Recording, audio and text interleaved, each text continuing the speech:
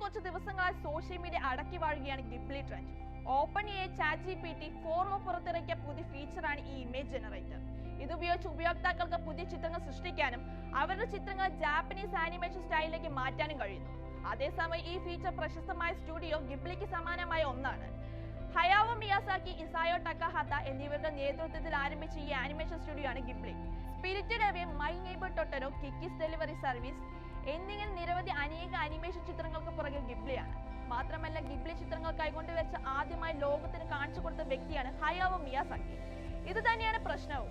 ഒരു വ്യക്തിയുടെ സർഗാത്മക സൃഷ്ടിയെ AI ദുരുപയോഗം ചെയ്യുകയില്ല എന്നൊരു ചോദ്യം നിലനിൽക്കുകയാണ്.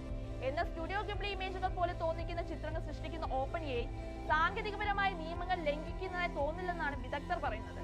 എന്നിരുന്നാലും ജാപ്പനീസ് സ്റ്റുഡിയോയുടെ സർഗാത്മക സൃഷ്ടികളെ അടിസ്ഥാനമാക്കിയാണ് OpenAI അതിന്റെ ഇമേജ് തയ്യാറാക്കിയതെന്ന് വിസ്മരിക്കാനാവില്ല. OpenAI പോലുള്ള കമ്പനികൾ ഇത്തരത്തിലൂടെയുള്ള കണ്ടുപിടുത്തങ്ങളുടെ കലാകാരന്മാരുടെ ജീവിതത്തിൽ പ്രതിസന്ധി സൃഷ്ടിക്കുന്നതായുള്ള അഭിപ്രായം ഗിബ്ലി ട്രെൻഡായതോടെ സജീവമായിരിക്കുകയാണ്.